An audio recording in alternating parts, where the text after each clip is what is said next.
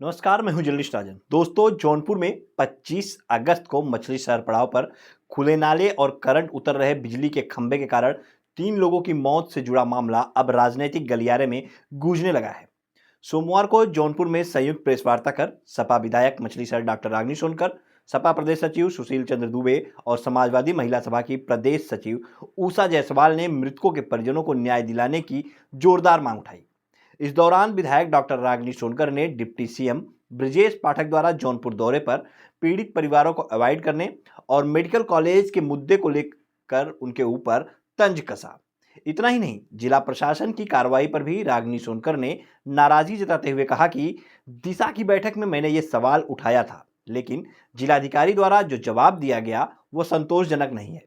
ऐसा लगता है कि जिला प्रशासन चाहता है कि धीरे धीरे ये मुद्दा ठंडे बस्ते में चला जाए। उन्होंने कहा कि ये कोई अनहोनी या एक्सीडेंट नहीं है, बल्कि यह ट्रिपल मर्डर है।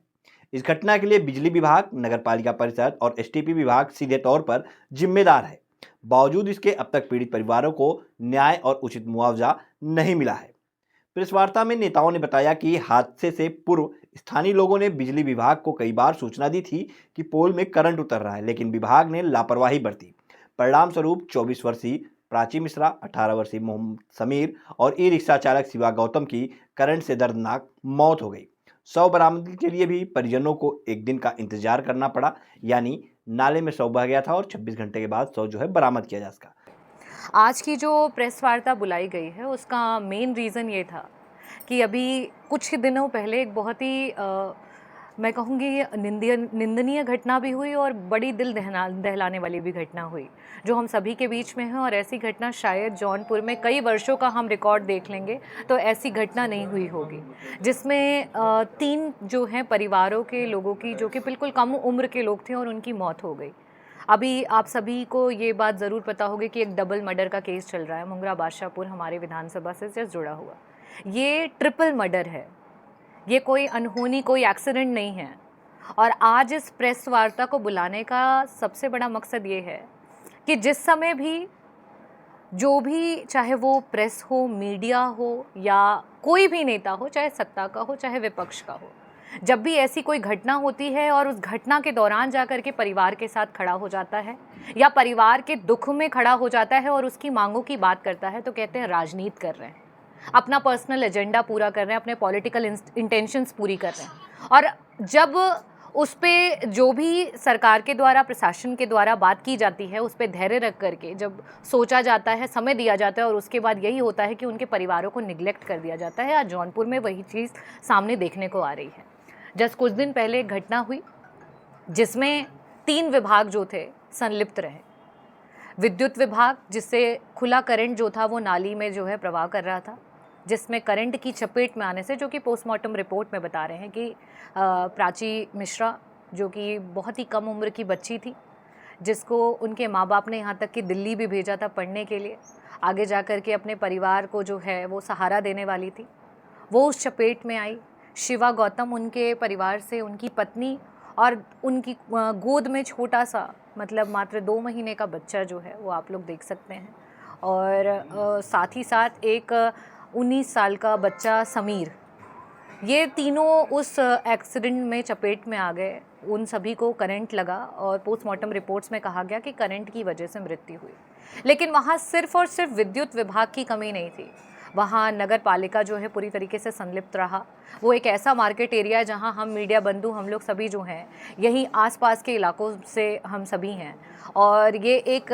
मतलब एपिटोम है, सेंटर है हमारे ज़िले का, जहाँ हर व्यक्ति अपने काम के लिए यहाँ पे रहता है। और वो हादसा हुआ जिसमें ये 3 परिवार आए, उसमें हम में से भी कोई हो सकता था। कई वर्षों से वहाँ पे सड़कों की कोई मरम्मत नहीं हुई थी, पीडब्ल्यूडी विभाग ने वहाँ पे कोई कार्य नहीं किया था, नाली टूटी खुली पड़ी थी और इसी वजह से भीषण वर्षा के दौरान कोई आइडिया नहीं लगा कि वहाँ पे सड़क टूटी हुई है। शिवा गौतम, जो कि ई रिक्शा चालक थे, उनके ही रिक्शा से शायद वो प्राची जो है, जो सुनने में आ रहा है वो रिक्शा पे बैठी थी या नहीं बैठी थी, क्योंकि मौके पे वही जो व्यक्ति 3 थे वो आज हमारे बीच में नहीं रहे, तो हम उसके बारे में बहुत एग्जैक्ट हम नहीं बता सकते, लेकिन ये ज़रूर है कि वहाँ पे सबसे पहले जो है वो जो बच्ची थी वो चपेट में आई। उनको बचाने के लिए शिवा गौतम और साथ में उन दोनों को बचाने के लिए समीर जो है वो मौत की भेंट चढ़ गए। ये ट्रिपल मर्डर में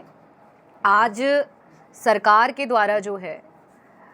सिर्फ ये बताया गया कि शिवा गौतम तो वैसे भी बीपीएल परिवार से ताल्लुक़ रखते थे और उनके पास हम लोग उनके घर भी गए थे, तो एक प्लास्टिक का जो है वो झोपड़ी लगा करके और उसमें उनका परिवार रह रहा था। ना तो उन्हें गैस सिलेंडर की कोई सुविधा मुहैया कराई गई, ना तो आवास की कोई सुविधा मुहैया कराई गई, और ना ही उनके पास कोई इस तरीके का राशन कार्ड या कोई और सुविधा के बारे में उन्होंने हमें जानकारी दी, जो कि पहले ही हो जाना चाहिए था। और इन सारी चीज़ों के लिए जब मेरी जिलाधिकारी महोदय से वार्ता हुई, मैं उनके आवास पे पहुंची, तो मेरा पहला प्रश्न ये था कि क्या आप इनके परिवार से मिले? उन्होंने कहा हाँ।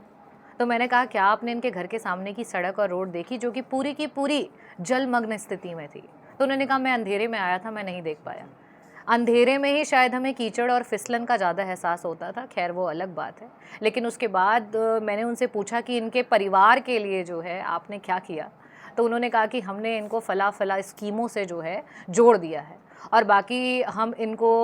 5 लाख की जो मदद है उस समय, जबकि इसको 5 लाख ना बोल करके 7.5 लाख जो है अमाउंट बोला गया कि इसकी मदद कराएंगे, जिसको कि न्यूज़ में और आप लोगों के माध्यम से प्रकाशित भी कर दिया गया। इस पे मेरे द्वारा जिस समय ये घटना हुई थी, मुख्यमंत्री जी को पत्र भी लिखा गया और उसमें कहा गया कि ये बेहद शर्मनाक घटना है, इसमें संलिप्त अधिकारियों पे कड़ी कार्यवाही होनी चाहिए ताकि ये मील का पत्थर साबित हो और इस तरीके की घटनाएं जो हैं वो भविष्य में ना हो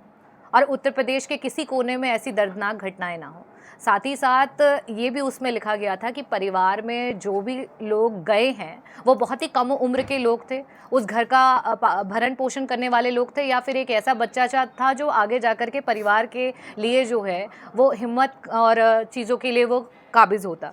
तो ऐसी स्थिति में परिवार में कोई भी व्यक्ति शैक्षिक आधार पे जो है उनके कम से कम एक नौकरी जो है मुहैया कराएं, और इस पे उस समय आश्वासन मिला कि जो भी बेस्ट पॉसिबल चीज़ें होंगी वो की जाएंगी। लेकिन आज इस वर्तमान स्थिति में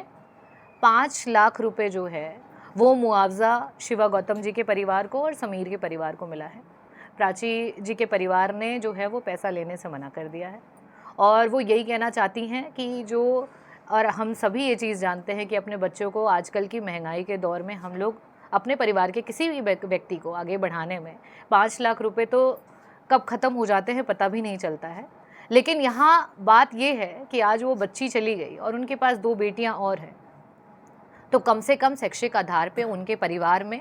एक नौकरी जो है वो सरकार से हम मांग करते हैं कि वो मुहैया कराएं। यहाँ पे जिलाधिकारी महोदय जी को भी ज्ञापन देने गए थे, समाजवादी पार्टी की जो विंग है, महिला विंग, और सभी लोग मिल करके गए थे, और इसी के लिए हम लोगों ने बुलाया है कि जो बार बार ये चीज़ें सामने आती हैं कि ये पॉलिटिकल एजेंडा करके जो हमारे सबसे लास्ट पंक्ति के लोग हैं उनकी आवाज़ को दबा दिया जाता है। तो हम बैठे, हमने इंतज़ार किया, लेकिन उन्हें इंसाफ नहीं मिला, तो इस वजह से हमने ये प्रेस कॉन्फ्रेंस की है, और इसके बाद हम जिलाधिकारी महोदय को वापस से जाकर के मिलेंगे, ज्ञापन सौंपेंगे ताकि परिवारों को मदद मिले, कम से कम उनका हक और अधिकार उनको मिले। देखिए, अभी दिशा की भी बैठक थी, उसमें भी ये बात मैंने रखी थी, और मुझे ऐसा महसूस होता है कि जब भी इस तरीके की क्षति हो रही है भारतीय जनता पार्टी में, तो पहली बात तो आज निचले स्तर की जो सारी नौकरियां हैं उनको संविदा पे कर दी गई है या आउटसोर्सिंग पे कर दी गई, जिसमें एक पिछड़े दलित अल्पसंख्यक समाज के परिवार के या बहुत ही गरीब अगड़े परिवार के लोग जो हैं उसमें कार्यरत हैं। और जब भी इस तरीके के निगलेक्शंस होते हैं, एक संविदा कर्मी को, एक आउटसोर्सिंग को, या सबसे निचले पायदान पे काम कर रहे व्यक्ति पे सस्पेंशन कर दिया जाता है, उसको काम से निकाल दिया जाता है। और यहाँ पे भी कुछ इस प्रकार की घटनाएं आई हैं। वहाँ का अगर सही समय पे बजट नियुक्ति हो जाती, सही समय पे वहाँ की टेंडरिंग हो जाती, सही समय पे शासन को लेटर लिखा जाता कि इस तरीके की आवश्यकताएं हैं, क्योंकि उस घटना के बाद भी मैंने जाकर के वहाँ निरीक्षण किया, कई सारे पोल जो थे वो जर्जर अवस्था में थे। मात्र एक जेई, मात्र एक वहाँ का एक सफाई कर्मचारी और इन लोगों पे जो है कार्यवाही करके आप जो गलत हुआ है उस पे आप वो अंकुश नहीं लगा सकते हैं। इस मामले में जब तक उच्च स्तर के अधिकारी जिनकी जिम्मेदारी थी, चाहे वो आपके वहाँ के डिपार्टमेंट के जो भी हेड ऑफ़ द अथॉरिटीज़ हैं, जिनको वहाँ पे जा कर के समय समय पे निरीक्षण करना चाहिए था और उसके एस्टिमेट्स बनाने चाहिए थे, टेंडरिंग होनी चाहिए थी, वहाँ पे काम होने चाहिए थे। उन विभागों के उच्च स्तर के अधिकारियों पे जो है हम लोग मांग कर रहे हैं कि उन पे जो है कार्रवाई हो। निचले स्तर के अधिकारी और निचले स्तर के जो संविदा के और आउटसोर्सिंग के लोग हैं, उनके तो हाथ में कोई कुछ होता ही नहीं है, ना बजट्स होते हैं, ना उनके पास ज़बान होती है बेचारे कि वो कुछ बोल सके, अपनी बातों को रख सके आज की तानाशाही वाली सरकार में। तो ये जस्ट मतलब आंखों को दिखाने के लिए है कि हाथी के दांत खाने के और दिखाने के और, कि आपने नाम के लिए बस कार्रवाई कर दी है। एफआईआर के लिए भी हम लोगों ने उस समय भी लिखा था, पत्र में भी, और वापस से जब हम लोग जिलाधिकारी महोदय से मिलेंगे तो हम फिर से कार्रवाई के लिए मांग करेंगे कि तीनों विभाग, क्योंकि इसमें जो निष्क्रियता रही है वो नगर पालिका की रही है, पीडब्ल्यूडी की रही है और विद्युत की रही है। वहाँ पे जो तीनों विभाग के उच्च अधिकारी जो वहाँ पे कार्यरत रहे, उनके खिलाफ हम कार्यवाही के लिए और एफआईआर के लिए मांग करेंगे। जो जांच समिति बनी थी उसकी जांच सीआरओ कर रहे थे और परिवार की मांग है कि चूंकि नगर पालिका के नोडल सीआरओ है तो उन पर भी कार्रवाई हो। ऐसे में जिसमें परिवार कार्रवाई करने की बात कर रहा है, वही अथॉरिटी तो जांच कर रही है, तो क्या दिक्कत है? ये प्रेस कॉन्फ्रेंस बुलाने का ही मकसद यही है कि जिसने गलती की है उसी को ही जांच जो है वो सौंप दी गई है, और इसीलिए इसमें हम लोग मिल करके और इस प्रेस कॉन्फ्रेंस के माध्यम से ये बताना चाहते हैं कि जौनपुर में ये जो हादसा हुआ है वो किसी जाति धर्म विशेष का हादसा नहीं है, किसी के साथ भी हो सकता था, और आगे ऐसी घटना ना हो इसके लिए सभी को मिल करके आवाज़ उठानी चाहिए और उनके हक अधिकार की बात करनी चाहिए, और जो कार्यवाही करनी चाहिए थी वो उन्होंने नहीं की है। इसलिए इस प्रेस कॉन्फ्रेंस के माध्यम से हम यही बताना चाहते हैं कि समाजवादी पार्टी का एक डेलीगेशन वापस से जाकर के जिलाधिकारी से मिलेगा और इन सारी चीज़ों के लिए मांग करेगा। दिशा की बैठक में क्या हुआ जब ये मामला उठाया तो क्या हुआ? कुछ लोगों ने रोका टोका, कुछ जनप्रतिनिधियों द्वारा ही उसमें जो है बंदिशें लगाई गई, उसमें क्या जवाब दिया गया अधिकारियों द्वारा? और ये कुछ अधिकारी थे, देखिए उस दिन जिस समय बैठक चल रही थी, तो बैठक में जब मैंने इस प्रश्न को उठाया तो मुझे कहीं से आवाज़ आई कि पर्सनल एजेंडाज और पर्सनल टॉपिक्स पे बात नहीं कर सकते, जबकि इसी तरीके की घटना मछली शहर में भी तीन वर्ष पहले जो है सांप्रदायिक हिंसा, क्योंकि वहाँ पे अवैध नाली का निर्माण हुआ और उसके बाद हिंदू मुस्लिम विवाद दिखा करके कई सारे लोगों पे एफआईआर किया गया, तो उसी को लेकर के उसी के सापेक्ष में मैंने ये बात की और उसके बाद ये कहा, कई सारे उसमें लोग थे, और ख़ास करके मुझे ऐसा लगता है कि जिला अधिकारी महोदय से जो जवाब मिला वो उससे मैं काफ़ी असंतुष्ट रही, क्योंकि उन्होंने जो कार्यवाही की बात की और कहा कि उसको हम देख रहे हैं या करवा रहे हैं, मुझे ऐसा लगता है कि लोग सिर्फ चाह रहे हैं कि ये समय बीतता चला जाए और बात ठंडे बस्ते में चली जाए। जिला प्रशासन और पुलिस का स्पष्ट कहना है कि केवल और केवल बिजली विभाग दोषी है। पोस्टमार्टम रिपोर्ट में करंट से आया है, इलेक्ट्रिक शॉर्ट से, इस नाते कोई भी और दूसरे के खिलाफ एफआईआर नहीं होगी। क्या कहेंगे आप इस पे? मैं यही पूछना चाहूँगी जो ये बातें कर रहे हैं कि अगर ये करंट का मामला ही था और 48 घंटे तक जो हैं 2 लोगों के पार्थिव शरीर नहीं मिले, परिवार शरीर के लिए तड़प रहा था, तो ऐसी स्थिति में हम क्या कहना चाहेंगे कि ये किसकी दोष और किसका गलती है कि जिसकी वजह से इतना बड़ा हादसा हुआ कि घंटों तक हम इंतज़ार करते रहे कि हमारे लोगों के शरीर मिल जाएं। और ये हर कोई जानता है, और वहाँ पे जो स्थलीय निरीक्षण हुआ है उसमें भी ये पाया गया है कि तीनों विभागों की कमी की वजह से ये हादसा हुआ है। सुशील जी भी कुछ पूछ। पीडब्ल्यूडी विभाग में कोई भी बजट जो है अभी तक नव निर्माण का नहीं आया है, तो इसमें अगर हम ज़िले की बात करें या फिर स्टेट लेवल की बात करें, इस समय 0 विभाग बन चुका है। We are not having any new work on the roads. आपको कहीं पे भी ग्राउंड पे कोई भी काम दिखाई नहीं देगा। यहाँ तक कि मरम्मत के जो काम हो रहे हैं उसमें पेमेंट्स हो जा रही हैं और मरम्मत के काम आपको धरातल पे दिखाई नहीं दे रहे हैं। जो क्वालिटी ऑफ वर्क है शायद ऐसे हमने किसी कार्यकाल में नहीं देखे होंगे, इतना डिग्रेडेड वर्क पीडब्ल्यूडी का। तो पीडब्ल्यूडी जो है वो अपने में सबसे भ्रष्टतम विभाग इस समय जो है जौनपुर में, आप इसको कह सकते हैं। आप भी कुछ कहना चाहेंगे? सीएम आए हुए थे ब्रजेश पाठक जी, किसी मृतक परिवार से नहीं मिले, इसको कैसे देखते? ब्रजेश पाठक जी आए हुए थे, डिप्टी सीएम हैं और स्वास्थ्य मिनिस्टर हैं, और इसी मामले में मैंने जिलाधिकारी महोदय से ये बात कही भी कि जब वो आएँ तो प्रोटोकॉल के तहत, मैं जनप्रतिनिधि हूँ और मेरा अधिकार है कि मैं उनसे मिलूँ, और मैंने उनके सामने ये बात रखी तो उन्होंने कहा कि मैडम जो प्रोटोकॉल की सारी चीज़ें हैं वो माननीय सीएमओ महोदया देख रही हैं और मैं उनसे बोलता हूँ, वो आपसे बात करेंगी। मेरी सीएमओ मैडम से बात हुई और उन्होंने कहा कि मैडम मैं आपको इन्फॉर्म करूँगी, जब आपको वहाँ पे मीटिंग के लिए पॉसिबल होगा मैं बुला लूँगी। और ना तो इन्फॉर्मेशन दी गई और यहाँ तक कि प्रोटोकॉल के कायदे से वो यहाँ पे भी आने वाले थे सर्किट हाउस में, और यहाँ ना आकर के डायरेक्टली वो बनारस चले गए। बहुत गंभीर मुद्दा एक मेडिकल कॉलेज का भी था जहाँ पे संविदा कर्मी जो है वो धरना दे रहे थे। 250 बच्चे हैं जिनको जो कि वहाँ पे एज अ वार्ड बॉय काम कर रहे थे और उन्हें आज स्वीपर की श्रेणी में डाला जा रहा है भ्रष्टाचार के तहत, जो कि आज 3 साल का उनका कार्यकाल हो चुका है और उनको प्रमोशन या सैलरी इंक्रीमेंट होना चाहिए। वो 12,000 के वेतन पे थे और आज उसको डिग्रेड करके 10,000 पे लाया जा रहा है। इस मुद्दे पे और साथ ही साथ प्राची का परिवार जो है वो आस लगाए बैठा था कि वो उनके समाज के हैं और ज़रूर उनका दुख दर्द पूछने के लिए आएंगे। और जिस तरीके से जो है डिप्टी सीएम जी ने निगलेक्ट किया, ब्रजेश पाठक जी ने निगलेक्ट किया, चाहे वो प्राची का परिवार हो, चाहे वो शिवा का परिवार हो, चाहे वो समीर का परिवार हो, वो बहुत ही जो है मुझे लगता है कि असंवेदनशील रहा।